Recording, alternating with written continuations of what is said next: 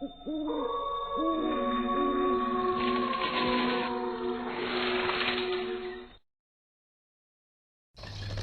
के घने अंधेरे में शमशान की ओर से एक अजीब सी आवाज गूंज रही थी। वहां एक औरत काली साड़ी पहने अपना मुंह ढके हुए शमशान में एक चिता के सामने बैठी हुई थी। चिता की लपटें ऊंची उठ रही थी। वो औरत उस जलती चिता की राख को उठाकर कुछ अजीब सी क्रिया कर रही थी। औरत ने अपने हाथ में एक काली गुड़िया पकड़ी हुई थी। उसने उस गुड़िया को चिता में डाला और कुछ मंत्र पढ़ने लगी। चिता की लपटें औरत के चेहरे पर पड़ रही थी, लेकिन वो बिल्कुल भी नहीं जल रही थी। अचानक से हवा बदल गई और शमशान में एक अजीब सी हवा चलने लगी। उसने एक पके हुए घड़े में चिता की उस राख को डाला और उस पर किसी के सर के कुछ बाल और नाखून डालकर घड़े को एक कपड़े से बंद कर दिया। जाओ और खत्म कर दो उन्हें। निशा ने जैसे ही ऐसा कहा तो वो घड़ा हवा में उड़ता हुआ वहां से दक्षिण दिशा की ओर चला गया और तभी उस घड़े के अंदर अपने आप आग की लपटें जलने लगी। वो बहुत तेजी से उड़ता हुआ एक घर की छत पर पहुंचा और तेज आवाज के साथ वहीं फूटकर गिर पड़ा। तभी उस घर में सो रहे गिरीश की अचानक बड़ी ही बेचैनी से नींद खुल गई। उसने महसूस किया कि उसका दिल तेजी से धड़क रहा है और उसके शरीर में एक अजीब सी बेचैनी हो रही है। ये इतनी तेज आवाज किस चीज की थी? कहीं छत पर कोई चोर तो नहीं है? देखना पड़ेगा। वो जल्दी से अपने बिस्तर से उठ गया और अपने हाथ में एक लाठी लेकर अपने घर की छत पर गया। छत पर जाकर उसने देखा कि एक घड़ा टूटा हुआ पड़ा है और उसके अंदर से धुआं निकल रहा है। ये सब क्या है? हमारी छत पर ये टूटा हुआ घड़ा कहां से आया और इसके अंदर से ये धुआं कैसे निकल रहा है?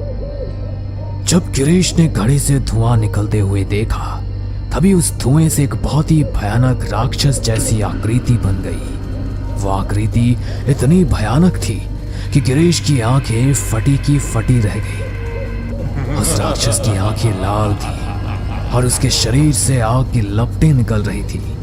वो वहां से भागना चाहता था, लेकिन उसके पैर जमीन पर ही जैसे जम गए थे। वो नहीं हिल सका। तभी उस आकृति ने अपने हाथ गिरीश की ओर बढ़ाए, लेकिन इससे पहले कि वो कुछ कर पाता, वो भयानक आकृति जैसा धुआं तेजी से गिरीश की तरफ आया और उसके अंदर समा गया और गिरीश उसी वक्त वहां बेहोश होकर गिर पड़ा। कमरे में सो रही उसकी पत्नी अवनी की थोड़ी देर बाद जब आंख खुली तो उसने देखा कि गिरीश कमरे में नहीं है। उसने उसे पूरे घर में ढूंढा, लेकिन उसे वो कहीं नहीं मिला। तभी उसे छत से कुछ अजीब आवाज सुनाई दी। ये क्या हो रहा है? ये छत से कैसी अजीब सी आवाज आ रही है? गिरीश, तुम हो क्या? गिरीश! वो गिरीश को आवाज लगाती हुई जल्दी से छत पर गई और देखा कि गिरीश छत की ग्रिल के पास खड़ा हुआ है। वो उसके पास गई। गिरीश, तुम इतनी रात को छत पर क्या कर रहे हो? चलो मेरे साथ नीचे चलो। लेकिन गिरीश ने उसकी बात का कोई जवाब नहीं दिया। गिरीश, क्या हुआ तुम्हें? देखो, इतनी रात को इस तरह छत पर खड़े हो ना, ठीक नहीं है। चलो नीचे चलते हैं। तभी गिरीश अवनी की ओर बढ़ा। उसका चेहरा अब एक भयानक राक्षस जैसा हो चुका था और उसकी आंखें बिल्कुल लाल थी। वो अवनी को देखकर बहुत ही भयानक तरीके से मुस्कुराया और मुस्कुराते हुए उसके मुंह से खून गिरने लगा। उसे इस तरह देखकर अवनी बुरी तरह डर से कांप गई। गिरीश, ये क्या हुआ तुम्हें? मम्मी, पापा! लेकिन इससे पहले कि अवनी कुछ और कह पाती, गिरीश ने उसे धक्का देकर छत से नीचे फेंक दिया। नीचे गिरते ही अवनी की मौत हो गई और अवनी की उस आखिरी चीख के साथ ही सब कुछ बिल्कुल शांत हो गया। अगले दिन सुबह पुलिस अवनी की मौत की जांच करने आई। उन्होंने घर के सभी सदस्यों से पूछताछ की और घटनास्थल का निरीक्षण किया, लेकिन उन्हें अवनी की मौत के पीछे किसी के खिलाफ कोई सबूत नहीं मिला। हमें कोई सबूत नहीं मिला जो इस बात की पुष्टि करे कि अवनी की मौत में किसी और का हाथ है, इसलिए हमें लगता है कि आपकी बहू ने आत्महत्या की है। ये कैसे संभव है?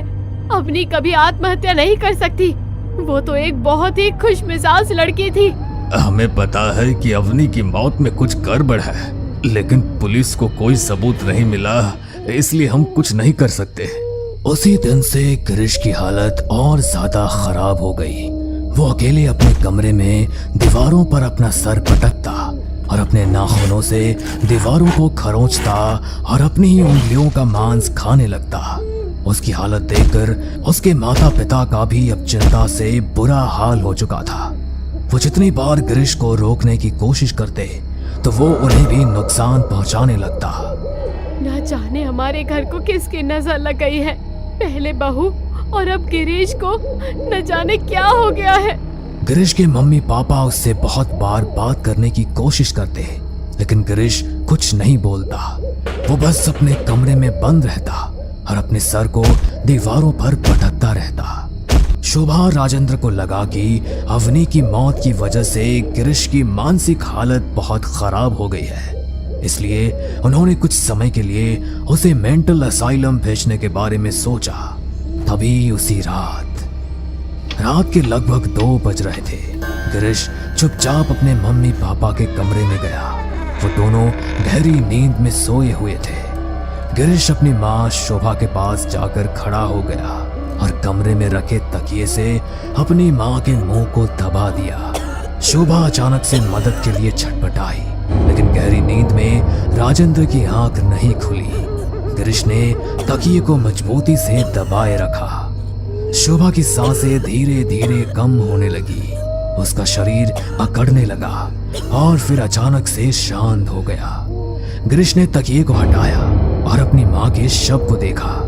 उसके मृत शरीर को देखकर उसके चेहरे पर एक शैतानी हंसी छा गई। वो भयानक तरीके से मुस्कुराता हुआ अपने कमरे में चला गया और फिर से अपने सर को दीवार पर पटकने लगा। अगले दिन जब गिरीश के पापा की आंख खुली तो उन्होंने शोभा को जगाने के लिए आवाज लगाई, लेकिन कोई जवाब नहीं मिला। हर रोज तो शोभा मुझसे पहले उठ जाती है, तो फिर आज क्या हो गया? तुम्हारी तबीयत तो ठीक है ना शोभा? शोभा? इस बार भी उन्हें कोई जवाब नहीं मिला तो उन्होंने शोभा को जगाने के लिए उसे सहलाया, लेकिन शोभा का शरीर बिल्कुल ठंडा पड़ चुका था। राजेंद्र ने उसकी नब्ज को देखा तो वो बंद हो चुकी थी।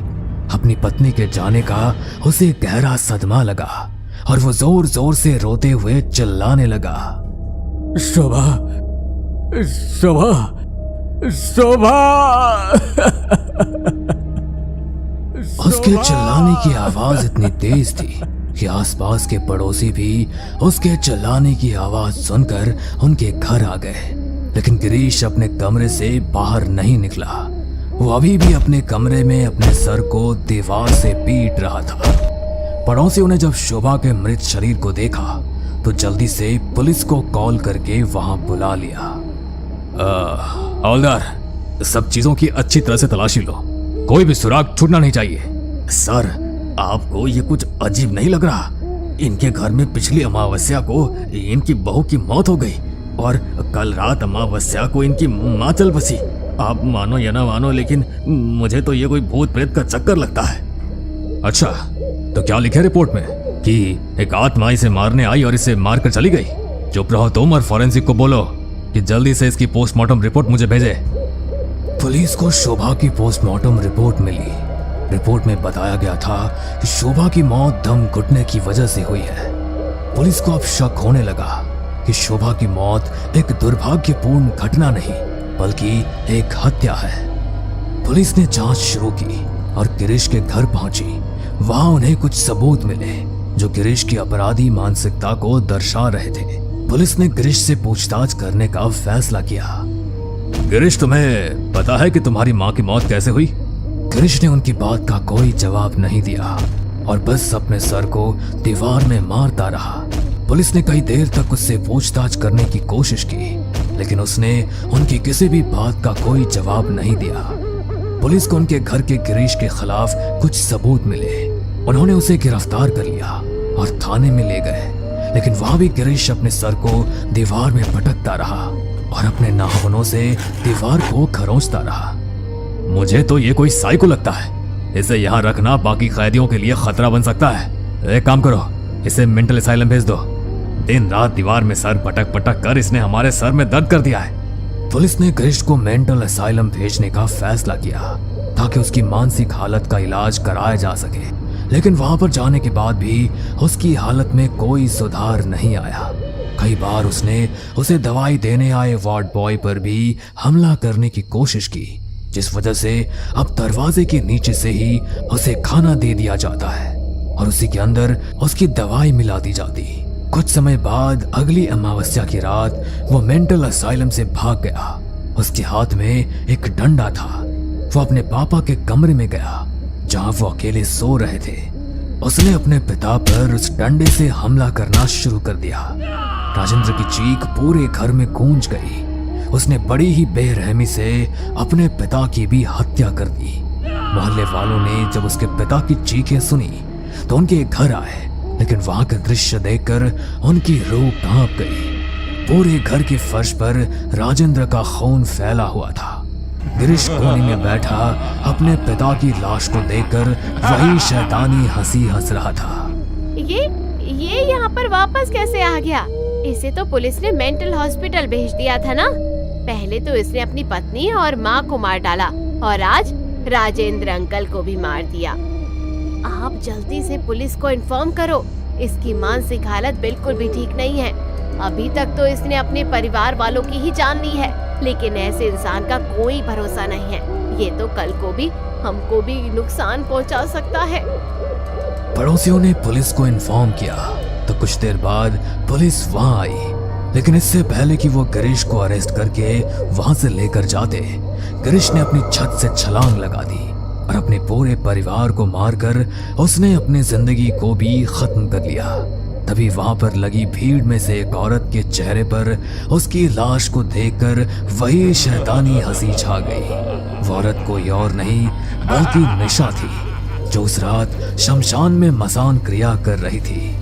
माफ करना गिरीश भैया, लेकिन आप लोगों ने इस जायदाद के लिए मेरे मम्मी पापा को एक्सीडेंट में मरवा दिया, तो मैं आप लोगों को कैसे छोड़ देती।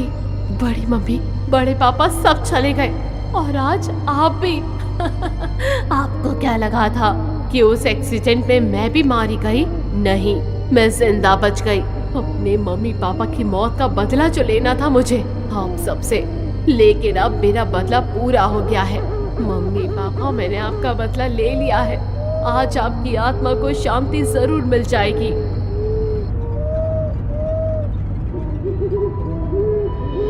आधी रात का वक्त था। रात का काला अंधेरा चारों ओर फैला हुआ था। सब तरफ अजीब सी हवाओं का शोर था। विधि उस सुनसान मैदान पर बेतहाशा भागी चली जा रही थी। अचानक उसका शरीर किसी से टकराया और विधि के पैर लड़खड़ा गए। वह जमीन पर गिर गई और बुरी तरह से हाँफने लगी। भागते भागते उसकी हालत खराब हो चुकी थी। कुछ देर तक तो वो यूं ही जमीन पर पड़ी हुई हाँफती रही। फिर बड़ी हिम्मत करके वो उठी। उसे अचानक याद आया कि उसका शरीर किसी से टकराया था। जैसे ही उसकी नजर सामने टकराने वाले शरीर पर गई, वो चीख पड़ी। उसके सामने एक मुर्दा खड़ा हुआ था, जिसका चेहरा बुरी तरह से जला हुआ था। उसके पूरे शरीर का मांस कहीं कहीं से गायब था। उसकी हड्डियां बाहर निकल रही थी। उसे देखकर विधि की आंखों के सामने अंधेरा छा गया।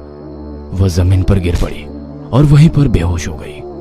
वहीं दूसरी ओर महेश ने जब सामने देखा तो उसके सामने बिरजू खड़ा हुआ था। उसे घूर रहा था। इस वक्त बिरजू का चेहरा जली हुई चमड़ी जैसा था। उसकी आंखें अंदर की ओर घुसी हुई थी। उसके हाथ कंकाल हो चुके थे। देखते ही देखते बिरजू ने महेश को पकड़ लिया और अपने दांत महेश के शरीर में गाड़ दिए। कुछ ही पलों में महेश मृत अवस्था में जमीन पर गिर गया। ये देखकर राजू की चीख निकल गई।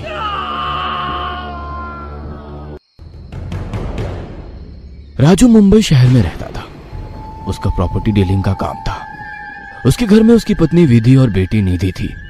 आज राजू बहुत खुश था क्योंकि उसे एक बहुत सस्ती कीमत पर पास ही के इलाके में एक जमीन मिल गई थी। उस जमीन से राजू को करोड़ों का फायदा होने वाला था। वह खुशी खुशी अपने घर पहुंचा।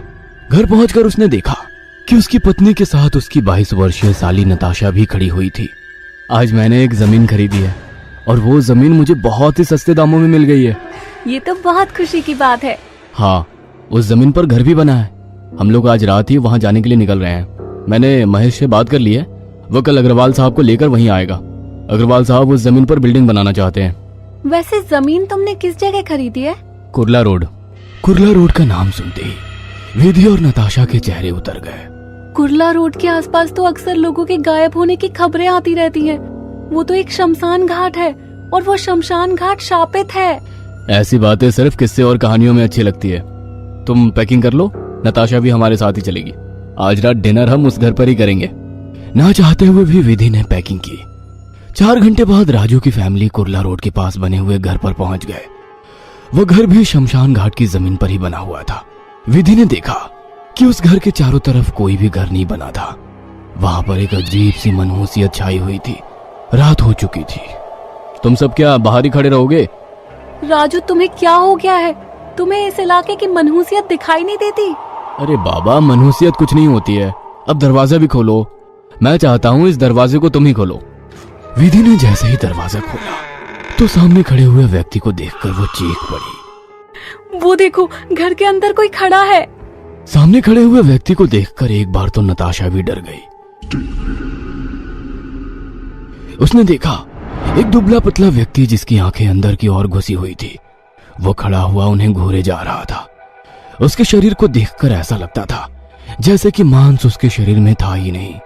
कौन हो तुम और इस घर के अंदर क्या कर रहे हो?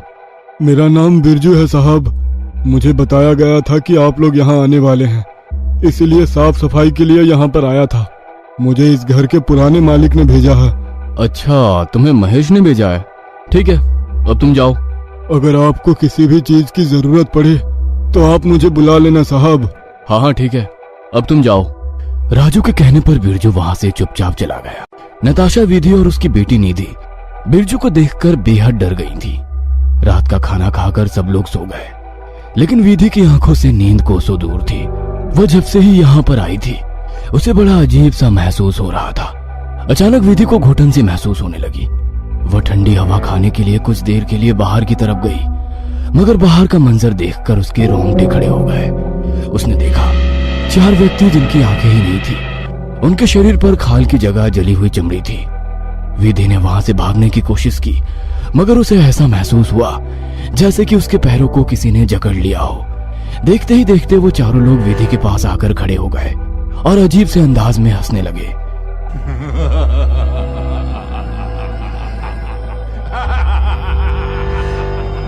विधि के शरीर में खून जम सा गया था।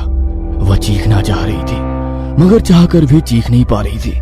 अचानक उसके कानों में एक आवाज आई, यहाँ से चले जाओ, यह शमशान घाट तुम्हारा नहीं है। अचानक विधि के कंधे पर किसी ने हाथ रखा और विधि के शरीर में जान आ गई। उसने फुर्ती से पीछे पलटकर देखा तो पीछे राजू खड़ा हुआ उसे गौर से देख रहा था। क्या हुआ तुम्हें?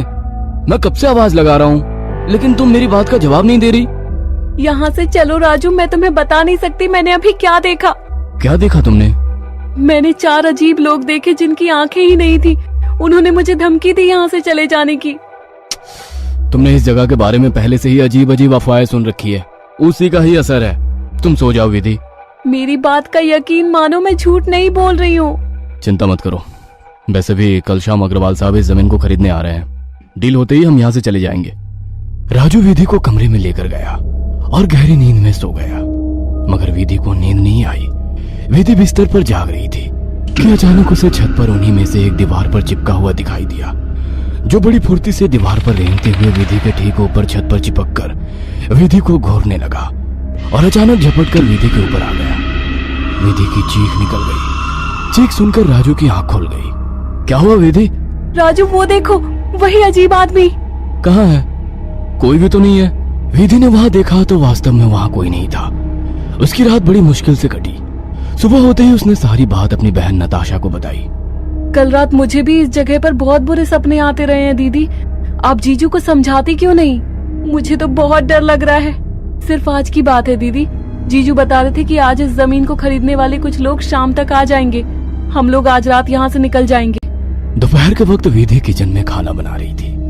विधि ने सब्जी कुकर में जैसे ही डाली, उसने देखा कि कुकर में एक कटा हुआ इंसानी सर पड़ा हुआ है जो पूरा खून से लथपथ था। वह कटा हुआ शेर विधि को देखकर हंस रहा था। विधि बुरी तरह से चीखने लगी। चीख सुनते ही राजू दौड़ा दौड़ा आया। अब क्या हुआ? राजू देखो, ये कुकर में किसी का कटा हुआ सर पड़ा हुआ है। इसमें तो सब्जी है, सब्जी के अलावा कुछ नहीं है। विधि ने जैसे ही देखा तो कुकर में कुछ भी नहीं था। मेरी बात का यकीन मानो राजू, मैंने अपनी आंखों से देखा है। विधि बस बहुत हो गया, अब तुम मुझे गुस्सा दिला रही हो।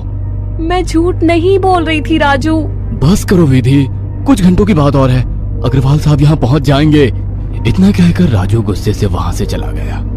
डरी सहमी विधि वहाँ खड़ी रही। रात के 8 बज चुके थे कि तभी एक कार आकर उसके दरवाजे पर रुकी और उसमें से एक व्यक्ति डरता हुआ निकलकर राजू की ओर आ गया।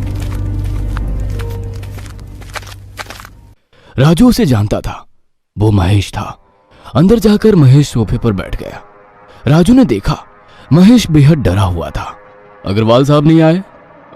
दरअसल अग्रवाल साहब ने यहाँ बिल्डिंग बनाने का इरादा कैंसिल कर दिया है। लेकिन क्यों? कल ही तो मेरी उनसे बात हुई थी।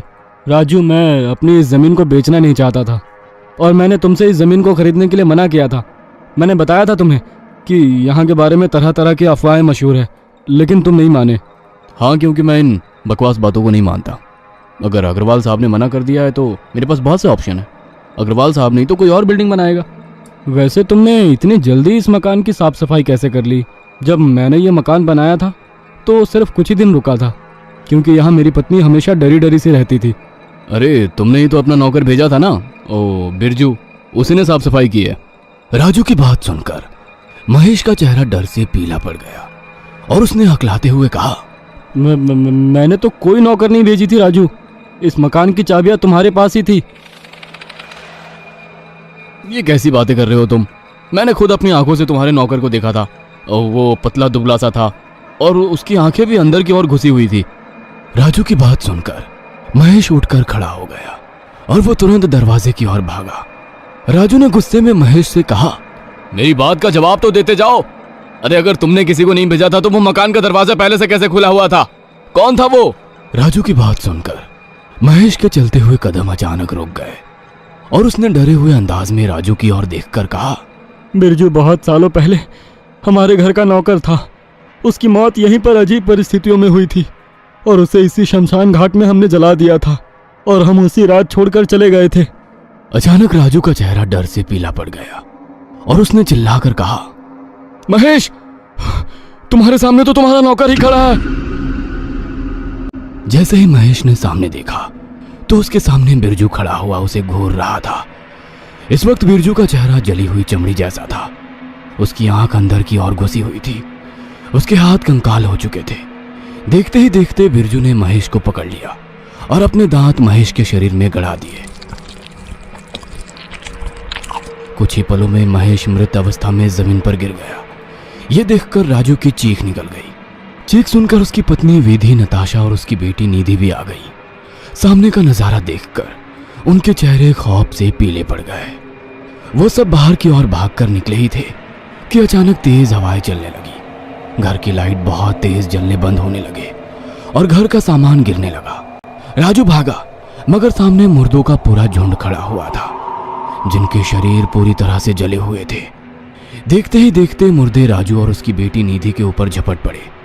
राजू और उसकी छोटी बेटी की चीख सन्नाटे को चीर गई।